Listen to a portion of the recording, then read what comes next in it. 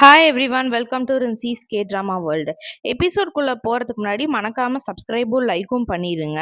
Previous 5 எபிசோட்ஸும் பார்த்துட்டு வந்துடுங்க. இன்னும் 2 எபிசோடில் இந்த சீரீஸே முடிய போகுது. அடுத்து என்ன சீரீஸ் போடலாம் அப்படின்னு சொல்லிட்டு கமெண்ட் பண்ணுங்கள்.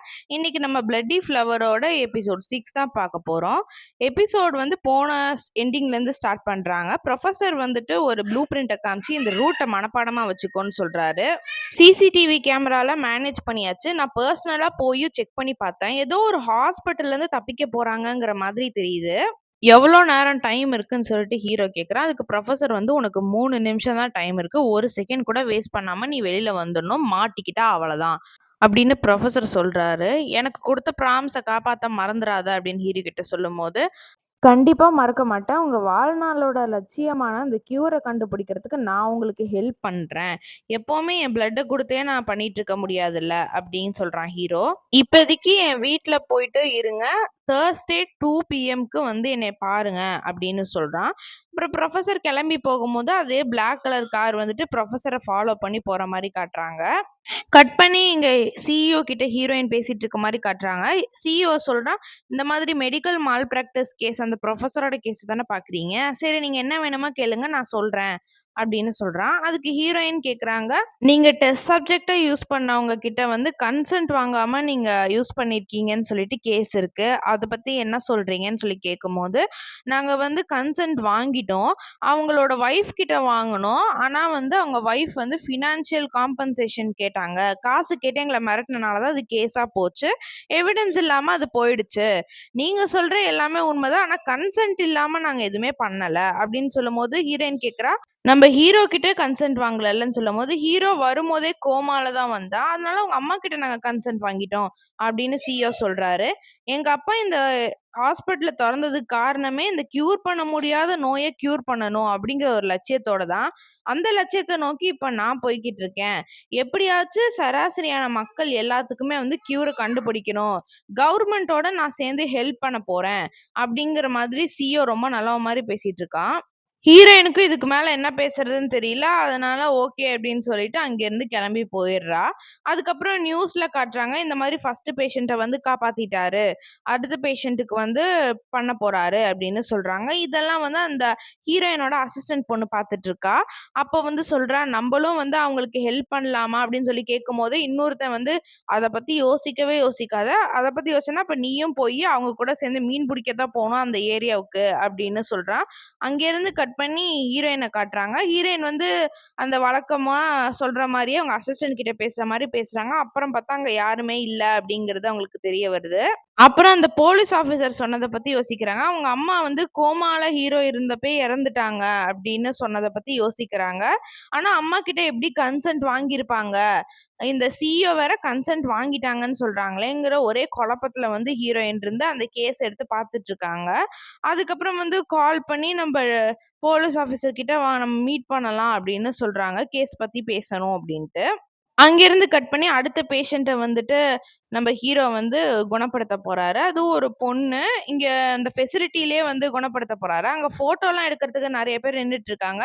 நான் எதையுமே கேப்சர் பண்ணக்கூடாதுன்னு சொல்லிட்டேன்ல அப்படின்னு சொல்லி ஹீரோ கேட்கும்போது, இல்ல இது ஒரு மெடிக்கல் பர்ப்பஸ்க்காக தான் நாங்க பண்றோம் அப்படின்னு சொல்றாங்க. அதுக்கப்புறம் ஹீரோ வந்து அந்த பொண்ணுகிட்ட பொறுமையா பேசிட்டு அவங்க கேஸ் டீட்டெயில்ஸ் எல்லாம் பார்த்துட்டு ப்ரொசீஜர் ஸ்டார்ட் பண்ண போறாங்க. அந்த பொண்ணு வந்து கொஞ்சம் பயப்படுது. அதனால ஹீரோ வந்து அந்த பொண்ணுகிட்ட சாஃப்ட்டா பேசுறாங்க.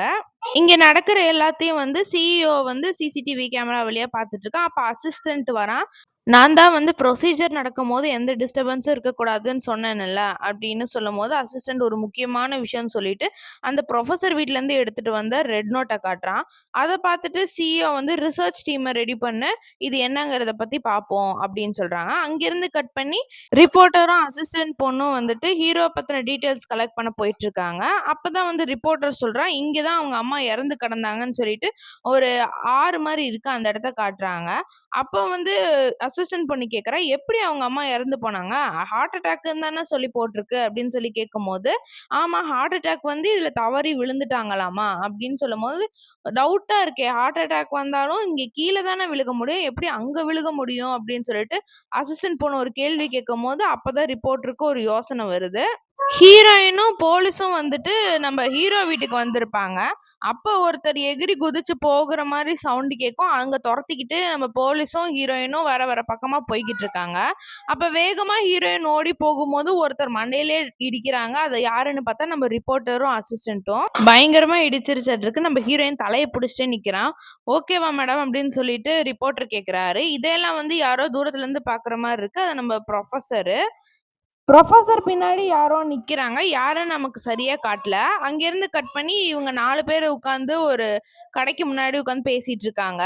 நீங்க 2 பேரும் இங்க என்ன பண்றீங்கன்னு சொல்லிட்டு ஹீரோயின் கேட்டுட்டு இருக்கும்போது, அதுக்கு வந்து ரிப்போர்ட்டர் வந்து நக்கலா சொல்றாரு, "உங்க கேள்விக்கெல்லாம் பதில் சொல்லணுன்ட்டு இல்ல. இது உங்க கோர்ட் ரூம் இல்ல. இது ஒரு கன்வீனியன்ஸ் ஸ்டோரு" அப்படின்னு சொல்றாங்க. "நான் ரொம்ப ஸ்ட்ராங்கா இருக்கிறனால உங்க தலையில அடிபட்டுருச்சு பாருங்க" அப்படின்னு சொல்லிட்டு ரிப்போர்ட்டர் நக்கலா பேசுறாரு. "நீங்க வந்து என்னைய ஆர்டிக்கல்ல நல்லபடியா தான் எழுதியிருக்கீங்க பாருங்க. என்னை ஏஐன்னு சொல்லி எழுதி வச்சிருக்கிறீங்க" அப்படின்னு ஹீரோயின் சொல்றாங்க. "எதுக்கு நீங்க இங்க வந்திருக்கீங்கன்னு?" சொல்லும்போது, "ஒரு ஆர்டிக்கல் விஷயமா வந்தேன். அந்த ஆர்டிக்கல் ரிலீஸ் ஆகும்போது நீங்க படிச்சு தெரிஞ்சுக்கோங்க" அப்படின்னு சொல்லும்போது, "என்ன ஆர்டிக்கல்?" அப்படின்னு சொல்லி கேட்பாங்க. "அது இப்போதைக்கு நான் டீட்டெயில்ஸ் குடுக்க முடியாது. என்னோட பெர்சனல்ல நீங்க என்ன தலையிட பார்க்குறீங்க?" அப்படின்னு சொல்லிட்டு கேட்பாரு. அப்ப வந்து உடனே இந்த அசிஸ்டன்ட் பொண்ணு சொல்றா, "நான் உங்ககிட்ட என்ன விஷயம்னு சொன்னா, நீங்க எனக்கு ஹெல்ப் பண்ணுவீங்களான்னு?" சொல்லிட்டு கேட்கிறா. "எனக்கு வந்து நம்ம ஹீரோவோட அம்மா இறந்ததோட ரிப்போர்ட் வேணும். அது உங்களால எனக்கு தர முடியுமா?" அப்படின்னு சொல்லிட்டு ஹீரோயின் கிட்ட அசிஸ்டன்ட் பொண்ணு கேட்கிறா. அதுக்கப்புறம் காட்டுறாங்க. இங்க நம்ம ஹீரோவோட அம்மா வந்து ஹீரோவ காணோம் அப்படின்னு சொல்லிட்டு போஸ்டர்லாம் ஒட்டி பயங்கரமா தேடிட்டு இருக்காங்க. அவங்களுக்கு ஹீரோக்கு ஆக்சிடென்ட் ஆனதோ, கோமால போனதோ எதுவுமே தெரியாதாட்ருக்கு. யாரோ ஒருத்தர்கிட்ட கூட சீக்கிரமா இன்வெஸ்டிகேட் பண்ணுங்க அப்டின்லாம் சொல்லி கேட்டுட்டு இருக்காங்க. இதெல்லாம் வந்துட்டு நம்ம ஹீரோயின் ஒரு கேஸ் ஃபைல்ல பார்க்குறா. பார்த்துட்டு ஷாக் ஆகுறாங்க. அது என்னங்கிறத நம்மகிட்ட காட்டல. அதுக்கப்புறம் கட் பண்ணி நம்ம அட்டாணியா உங்க பொண்ணோட வந்து இருக்கிறத காட்டுறாங்க. பொண்ண பத்தின யோசனைலாம் வந்துகிட்டு இருக்கு. இந்த மாரி ஸ்கூலுக்கு சேர்த்து விடுறேன். நீ நெறைய ஃப்ரெண்ட்ஸ் எல்லாம் இருக்கும். நீ வந்து நெறைய பேத்து கூட பழகலான்னு சொல்லிட்டு நம்ப வக்கீல் வந்துட்டு அவரோட பொண்ணுகிட்ட பேசிட்டு இருக்கிறதெல்லாம் யோசிச்சு பார்க்குறாரு. திடீர்னு பார்த்தா அந்த பொண்ணுக்கு ஹார்ட் ரேட்லாம் கம்மியாகுது. அங்க வந்து டாக்டர்ஸ் எல்லாம் வர வச்சு பார்க்குறாங்க. அம்மா வந்து ரொம்ப ஃபீல் பண்றாங்க 2 பேருமே. அதுக்கப்புறம் எங்க சிஇஓவ காட்டுறாரு. ரிசர்ச் சென்டர்லேருந்து வெளியில வந்துகிட்டே பேசுறாரு. இந்த மாதிரி ரிசர்ச் பண்றதுக்கு 1 மாசம் ஆகுமா இத பத்தி அப்படின்னு சொல்லிட்டு அந்த சிஇஓவோட அசிஸ்டன்ட் சொல்லும்போது, "அதுக்கு தான் உன்ன புரொஃபசர சீக்கிரமா கண்டுபிடின்னு சொன்னேன்" அப்படிங்கிறாங்க. அங்கேருந்து கட் பண்ணி ஹீரோ வந்து கேட்குறாரு, "2 மணிக்கு எனக்கு அப்பாயின்ட்மென்ட் இருக்குல்லன்னு" சொல்லும்போது, "இல்ல 5 மணிக்கு மட்டும் நம்ப லாயர் வந்து வருவாரு" அப்படின்னு சொல்றாங்க. அப்பதான் வந்து ஹீரோவுக்கு ஒரே யோசனையா இருக்கு. ஏன்டா வரல இன்னும் புரொஃபசர்ன்ட்டு. அப்புறம் நம்ம வக்கீல் வந்து ஹீரோ கிட்ட பேசுறாரு. அப்ப ஹீரோ வந்து மின்சோட பேர் வந்து அதுல இல்ல அப்படின்னு சொல்லும்போது, "எனக்கும் தெரியும்" அப்படின்னு சொல்லிட்டு வக்கீல் சொல்றாரு. மின்சோக்கு வந்து ரொம்ப உடம்பு சரியில்லன்னு சொல்லும்போது, "விஷன் போயிடுச்சா? அவளுக்கு பார்வை போயிடுச்சா?" அப்படின்னு சொல்லிட்டு கேட்குறாரு. அப்ப இன்னும் வந்து மறதி ஜாஸ்தி ஆகுமேன்னு சொல்லும்போது, இவர் ரொம்ப "எப்படியாச்சும் என் பொண்ண காப்பாத்த ஹெல்ப் பண்ணு" அப்படின்னு சொல்லிட்டு கேட்குறாரு. இவன் வந்து என்ன பண்றதுன்னே தெரியாம முழிச்சுக்கிட்டு இருக்கான். அப்ப வந்து இவரு முட்டி போட்டு, "எப்படியாச்சும் என் பொண்ண காப்பாத்து. உன்ன தவிர எனக்கு வேற ஆப்ஷனே கிடையாது. உன்னால மட்டும் தான் என் பொண்ண காப்பாத்த முடியும். ப்ளீஸ் ஹெல்ப் பண்ணு" அப்படின்னு சொல்லிட்டு கேட்குறாரு. ஹீரோக்கே வந்து மனசு ரொம்ப கஷ்டமா இருக்கு. ஆனா என்ன பண்றது அப்படிங்கிறதே ஹீரோக்கும் தெரியல. இதையெல்லாம் சிசிடிவி கேமரா வழியா சிஇஓ பார்த்துட்டு சிரிக்கிறான். அப்புறம் அங்கேருந்து கட் பண்ணி ரிப்போர்ட்டர் வந்து அந்த கார் டீட்டெயில்ஸ் கேட்டிருப்பான். அந்த புரொஃபசர் வீட்டுக்கு முன்னாடி நின்னுட்டு இருந்த கார் டீட்டெயில்ஸ பத்தி கேட்கும்போது, சேயும் மெடிக்கல் சென்டரோடது அப்படின்னு சொன்னோனே, ரிப்போர்ட்டர் வந்து உடனே நம்ப வக்கீலுக்கு ஃபோன் பண்ணி சொல்றாரு. "நம்ப அந்த கார் டீட்டெயில்ஸ வந்து கேட்டிருந்தோம்ல, அது சேயும் மெடிக்கல் சென்டர் கம்பெனில தான் ரெஜிஸ்டர் ஆயிருக்கான்" அப்படின்னு சொல்லி சொல்றாரு. அதுக்கப்புறம் வேற என்ன சொல்றாருன்னா, "நான் வந்து ஹீரோவ பத்தின டீட்டெயில்ஸ வந்து கலெக்ட் பண்ண நேத்து ஹீரோ வீட்டுக்கிட்ட போயிருந்தேன். அங்க நான் ப்ராசிக்யூட்டர் சாவையும், நம்ப போலீஸ் ஆஃபிசரையும் பார்த்தேன். ஹீரோயினையும், அந்த போலீஸையும் பார்த்ததா வந்து இவரு சொல்றாரு. சரி நான் என்னங்கிறத விசாரிக்கிறேன்" அப்படின்னு சொல்லிட்டு நம்ம வக்கீல ஃபோன வச்சுர்றாரு. பார்த்தா நம்ம ப்ராசிக்யூட்டர பார்க்கறதுக்காக வக்கீல் போயிருக்கிறாரு. அப்பதான் கேட்குறாரு, "நேத்து நைட்டு நீ அங்க இருந்தியாமே?" நம்ப ரிப்போர்ட்டர் சொன்னாருன்னு சொல்லும்போது, "ஆமா, நான் மறுபடியும் இன்வெஸ்டிகேஷன ஃபர்ஸ்ட்லருந்து ஸ்டார்ட் பண்ணலாம் அப்படின்னு சொல்லிட்டு நெனைக்கிறேன்" அப்படின்னு நம்ப ஹீரோயின் சொல்றா. அப்ப வந்து அப்ப நம்ம வக்கீல் கேட்குறாரு, "ஏன் உனக்கு வந்து நம்ம ஹீரோவ புடிக்கவே மாட்டேங்குது?" அப்படின்னு சொல்லிட்டு கேட்கும்போது, "அவன் 17 பேத்த கொலை பண்ணியிருக்கான். அவன் ஹீலிங் பவர வந்து நான் சந்தேகப்பட்டது உண்மதான். ஆனா அவன் 17 பேர கொலை பண்ணியிருக்காங்கிறத என்னால அக்செப்ட்டே பண்ணிக்க முடியல. அதனால தான் எனக்கு அவன புடிக்கல. அவனோட மோட்டிவ் என்ன அப்படின்னு சொல்லிட்டு நான் தெரிஞ்சுக்கணும்னு நெனைக்கிறேன்." அப்படின்னு ஹீரோயின் சொல்றா. அப்ப வக்கீல் வந்து சொல்றாரு, "என்கிட்ட இருக்கிற எல்லா டீட்டெயில்ஸையும் நான் உனக்கு குடுக்குறேன். நான் கோர்ட்ல கூட சப்மிட் பண்ண முடியாத நெறைய டீட்டெயில்ஸ் எல்லாம் என்கிட்ட இருக்கு. அதெல்லாம் நான் உனக்கு குடுக்குறேன்." அப்படின்னு சொல்லும்போது, "உங்களுக்கு என்ன வேணும்? இதனால உங்களுக்கு என்ன யூஸ்ன்னு?" கேட்கும்போது, "எனக்கு ப்ராசிக்யூட்டர் டேட்டாபேஸோட ஆக்சஸ் வேணும்." அப்படின்னு சொல்லிட்டு கேட்குறாரு. அப்புறம் வந்து ஹீரோயின் சொல்றா, நீங்க வந்து அவனுக்கு அட்டார்னியா இருக்கும்போதே என்கிட்ட அவன் டீல் போட்டான். இந்த மாரி மெடிக்கல் டெமான்ஸ்ட்ரேஷன்க்காக எனக்கு ரெக்கமெண்ட் பண்ணுங்கன்னு சொல்லிட்டு என்கிட்டயே டீல் போட்டான். அவன நம்பாதீங்க. நாங்க வந்து போய் புடிக்கிறதுக்கு முன்னாடியே அவனுக்கு நாங்க வரப்போறோங்கிறதும் தெரிஞ்சிருக்குன்னு சொல்லும்போது, நம்ப அட்டார்னியும் யோசிக்கிறாரு. அதுக்கப்புறம் தான் வந்துட்டு இந்த விஷயத்தெல்லாம் சொல்றாரு, "நான் உனக்கு ஹெல்ப் பண்றேன்னு" சொல்லிட்டு. நம்ம வக்கீல் சொல்றாரு, "நீ எடுக்கிறது பெரிய ரிஸ்க்கு. இது வந்து உன்னோட ஆஃபீஸ்க்கு தெரிஞ்சதுன்னா, அந்த டைரக்டர் வந்து உன்ன சும்மா விடமாட்டான். உன்னோட வேலை போறதுக்கான வாய்ப்பு கூட நெறைய இருக்குன்னு" சொல்லும்போது, ஹீரோயின், "பரவால்ல, அது போனா போயிட்டு போது. உங்கள மாரி நானும் ஹியூமன் ரைட்ஸ் அட்டார்னியா ஆயிடுறேன்" அப்படின்னு சொல்றா. அதுக்கப்புறம் நம்ம வக்கீல் போகும்போது, "நீ வொர்க் ஹவர்ஸ்ல ட்ரிங்க் பண்றத முதல்ல நிப்பாட்டு. நீ ஸ்ட்ரெஸ்ஸா இருந்தா ரொம்ப அதிகமா ட்ரிங்க் பண்ற. இதையே வந்துட்டு ஒரு கம்பெனியா வச்சுக்காத" அப்படின்னு சொல்றாரு. "இல்லன்னா வந்து உனக்கு உனக்கு தான் ஆபத்து. நீ குடிச்சு குடிச்சு செத்து போயிட்ட அப்படின்னு சொன்னா ரொம்ப எம்பாரஸிங்கா இருக்காது" அப்படின்னு சொல்லிட்டு போறாரு. அங்கேருந்து கட் பண்ணி நம்ம போலீஸ் ஆஃபீசர் கூட வந்து ஹீரோயின் சாப்பிட்டுட்டு இருக்காங்க. அவங்களுக்கு வந்து சொல்றாங்க, "இந்த மாதிரி நான் இங்கிருந்து நான் வேற ஒரு இடத்துக்கு போறேன் ட்ரான்ஸ்ஃபர் ஆயி.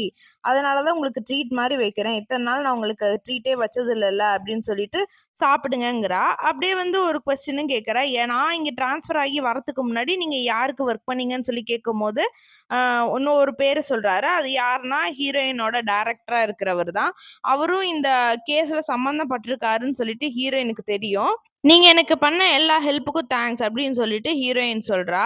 அதுக்கப்புறம் 2 பேரும் பிரிஞ்சு போயிடுறாங்க. அப்பதான் ஒரு விஷயத்த காட்டுறாங்க. ஹீரோயின் வந்துட்டு அந்த கேஸ் டீட்டெயில்ஸ், அதாவது ஹீரோவோட அம்மா இறந்து போன டீட்டெயில்ஸ், ஹீரோ மிஸ்ஸிங் கேஸ் டீட்டெயில்ஸ வந்து யாரு விசாரிச்சிருப்பான்னா, இந்த போலீஸ் ஆஃபீசர் தான் விசாரிச்சிருப்பாரு.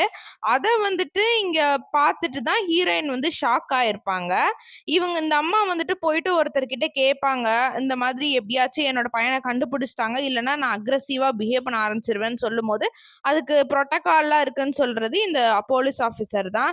ஃப்ராடு பயலே என் கூடயே இருந்து குழிபறிக்கிறியாடாங்கிற மாரி ஹீரோயின் யோசிக்கிறாங்க. உடனே வந்து இவனும் கால் பண்ணி நைட்டு டின்னருக்கு மீட் பண்ணலான்னு யாரையோ சொல்லி கூப்பிடுறான். அதுக்கப்புறம் ஹீரோயின் வந்து அவங்க 2 அசிஸ்டன்ட்டோட கடைசியா ஒரு மீல் சாப்பிட்டுப்போம் அப்படின்னு சொல்லிட்டு டின்னருக்கு இன்வைட் பண்றாங்க. அப்ப அந்த அசிஸ்டன்ட் பொண்ணு சொல்றா, "இந்த மாதிரி நானும் உங்க கூட சேர்ந்து ஒர்க் பண்றேன். நம்ம டைரக்டர், அந்த புரொஃபசர், அதுவும் இல்லாம அந்த பொலிட்டீஷியனும் இந்த கேஸ்ல இன்வால்வ் ஆயிருக்காங்கன்னு உங்களுக்கு தெரியும். எனக்கும் அது தெரியும். நானும் உங்களுக்கு ஹெல்ப் பண்றேன். நாங்க 2 பேருமே ஹெல்ப் பண்றோம்ன்னு" சொல்லும்போது, அவன் பயப்படுறான் அந்த பையன். ஆனா இவ வந்து ரொம்ப தைரியமா சொல்லும்போது, சரின்னு சொல்லிட்டு அவனும் ஜாயின் பண்ணிக்கிறான். ஹீரோயின் கூட இதுக்கப்புறம் இந்த 2 அசிஸ்டன்டும் சேர்ந்து வேலை செய்வாங்க அப்படின்னு நெனைக்கிறேன். அதுக்கப்புறம் ஹீரோயின் வந்து ஹீரோவோட அம்மா இறந்த அந்த கேஸ் டீட்டெயில்ஸ் எல்லாம் குடுத்துருப்பாங்க. அப்ப வந்துட்டு அங்க அந்த போலீஸ் ஆஃபிசரோட பேர பார்த்துட்டு நம்ப வக்கீல் கேட்கிறாரு, "என்ன இவரு பேரு இருக்குன்னு?" சொல்லும்போது, "அந்த மிஸ்ஸிங் கேஸ இன்வெஸ்டிகேட் பண்ணதே இந்த போலீஸ் ஆஃபிசர் தான்" அப்படின்னு சொல்லிட்டு ரிப்போர்ட்டர் சொல்றாரு. "ஓகே, என்ன டீட்டெயில்ஸ் வேணுமோ நம்ப ப்ராசிக்யூட்டர் கேட்கிற எல்லா டீட்டெயில்ஸ்க்கும் அவங்களுக்கு குடுங்க. இந்த கேஸ பத்தின எல்லா டீட்டெயில்ஸுமே அவங்களுக்கு குடுங்க. புதுசா நீங்க கண்டுபிடிக்கிறது எல்லாமே" அப்படின்னு சொல்றாரு.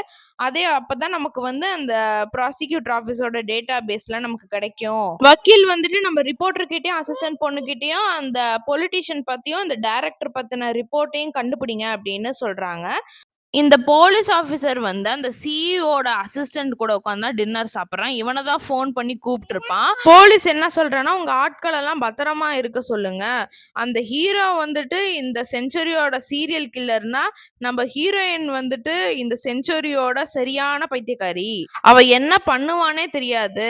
இங்க இருக்கிற சிசிடிவி கேமராவெல்லாம் எப்படியோ கண்டுபிடிச்சு உங்க ஆட்கள் எல்லாம் கண்டுபிடிக்கிறான்னு" சொல்லும்போது, "உன் அட்வைஸ நிறுத்து முதல்ல. நிறுத்திட்டு நீ சாப்பிட்டு கிளம்புற வழிய பாரு. எங்களுக்கு என்ன என்ன பண்ணணும்னு தெரியும் அப்படின்னு சொல்லிட்டு அந்த ஆளு சொல்றான். அங்கிருந்து கட் பண்ணி இந்த ரிப்போர்ட்டரும் அசிஸ்டன்ட் பொண்ணையும் காட்டுறாங்க. அசிஸ்டன்ட் பொண்ணு வந்து ரிப்போர்ட்டர் கிட்ட கேக்குறா, அதான் கேஸ் முடிஞ்சிருச்சுல்ல, எதுக்கு வந்து அந்த ப்ராசிக்யூட்டருக்கு நம்ம வக்கீல் ஹெல்ப் பண்றாரு அப்படின்னு சொல்லிட்டு கேட்கும்போது, என்னதான் இருந்தாலும் நம்ம வக்கீலுக்கு வந்து அந்த பொண்ணு ஜூனியரா இருந்திருக்கா. இவரு தான் வந்து அந்த பொண்ணுக்கு டீச்சே பண்ணியிருக்காரு. அந்த ஒரு நல்ல எண்ணத்துல தான் அவர் பண்றாருன்னு சொல்றாரு. அங்கேருந்து கட் பண்ணி ஒரு டிவி ஷோவ காட்டுறாங்க. அங்க ஒருத்தர் என்ன சொல்றாருன்னா, நம்ம ஹீரோவோட 100 ml பிளட் வந்துட்டு ஒருத்தர காப்பாத்துறதுக்கு தான் உதவும் அப்படின்னு சொல்றாரு. இதையெல்லாம் வந்துட்டு நம்ம சிஇஓ பார்த்துக்கிட்டு இருக்கான். அப்போ ஒரு விஷயத்த காட்டுறாங்க. சிஇஓ வந்து சின்ன வயசுல இருக்கும்போது, இவன் அவங்க அப்பாவ பார்த்து சிரிக்கிறான். ஆனா அவங்க அப்பா வந்துட்டு ஒண்ணுமே கண்டுக்காம போயிடுறாரு. இவன் ஹீரோயின் கிட்ட சொல்லியிருப்பான், "எங்க அப்பாவும் ஒரு டெர்மினலி இல் பேஷண்ட்டா தான் இருந்தாரு. குணப்படுத்த முடியாத ஒரு நோயால தான் எங்க அப்பாவும் பாதிக்கப்பட்டாருன்னு" சொல்றாங்க. அதே மாரி அவங்க அப்பா படுத்த படுக்கையா இருக்கிறாரு. இவன் தான் போய் கொலை பண்றானாட்ருக்கு. அந்த மாஸ்க்க எடுத்து விட்டு கத்திய வந்து கழுத்துல வைக்கிற மாதிரி காட்டுறாங்க. ஆனா கரெக்ட்டா கொலை பண்றானா என்ன அப்படிங்கிறது நமக்கு தெரியல. அதுக்கப்புறம் சிஇஓவ பாக்க அவன் அசிஸ்டன்ட் வரான். இந்த மாதிரி இந்த பேஷண்ட் வந்துட்டு புது கேஸு. இதுவரைக்கும் வந்து இந்த மாரி கேஸ வந்து ஹீரோ குணப்படுத்துனது கிடையாது. அதனால நம்ப அந்த ஹாஸ்பிட்டலுக்கே தான் போகணும். நான் கவர்மெண்ட் கிட்ட இருந்து செக்யூரிட்டி வந்து வாங்கிக்கிறேன் அப்படின்னு சொல்றான். அதுக்கப்புறம் இங்க நடக்கிற ப்ரொசீஜர் எல்லாம் வந்துட்டு நம்ம சிஇஓ வந்து சிசிடிவி கேமரா வழியா மறுபடியும் பார்த்துட்டு இருக்கான். கரெக்ட்டா அதே மாரியே ஹீரோ வந்துட்டு சிசிடிவி கேமராவ பார்க்குறான். அதுக்கப்புறம் வந்து இங்க போலீஸ் எல்லாம் கூட்டிட்டு வந்து அவன அந்த ஹாஸ்பிட்டலுக்கு கூட்டிட்டு போறாங்க. அதே மாரி மறுபடியும் ரிப்போர்ட்டர்ஸ் எல்லாம் பக்கத்துல வந்து கேள்வி கேட்டுட்டே இருக்காங்க. அப்புறம் நம்ம ஹீரோயின் வந்து கார்ல போய்க்கிட்டே இருக்கும்போது ஒரு கால் வருது. வேகமா அந்த இடத்துக்கு போறாங்க. இங்க ஆல்டர்னேட்டிவா வந்து அந்த ப்ரொசீஜர் நடக்கிறத வந்து காமிச்சிட்டு இருக்காங்க. ஹீரோ வேற யாரையோ காப்பாத்துறதுக்கு வேற ஒரு ஹாஸ்பிட்டலுக்கு வந்திருக்காராட்ருக்கு. ஹீரோயின் போய் பார்த்தா அங்க புரொஃபசர் இறந்திருக்கிறாரு. அப்ப வந்து போலீஸ் ஆஃபீசர் சொல்றாரு, "2 நாளைக்கு முன்னாடியே வந்து இவரு இறந்திருக்காரு. நம்ப அன்னைக்கு ஹீரோ வீட்டுக்கு வந்தோம்ல, அப்ப வந்து ஓடுனது இவரு தான். இவர தான் நம்ம தொரத்திட்டு போயிருக்கோம். அப்பயே தான் யாரோ கொலை பண்ணியிருக்காங்க." அப்படின்னு சொல்றாரு. அதுக்கப்புறம் ஹீரோயினுக்கு வந்து ஒரு கால் வருது. ஹீரோவ பத்தி ஏதோ சொல்றாங்க. என்னங்கிறத முழுசா சொல்லல. பார்த்தா ஹீரோ வந்து ஒரு கார்ல போய்க்கிட்டு இருக்கான். புரொஃபசர் தான் இறந்துட்டாரே! யார்ரா ஹீரோவ காப்பாத்துனது? அப்படின்னு சொல்லிட்டு பார்த்தா, நமக்கே ஒரு ஷாக்கு. நம்ம வக்கீல் தான் ஹீரோவ வந்து காப்பாத்தி கார்ல கூட்டிட்டு போயிட்டுருக்கிறாரு. இதோட இந்த எபிசோட் முடியுது. இன்னும் 2 எபிசோட் தான். என்ன நடக்க போதுன்னு சொல்லிட்டு நானும் ஈகரா வெயிட் பண்றேன். அடுத்த எபிசோட்ல பார்க்கலாம். பாய்.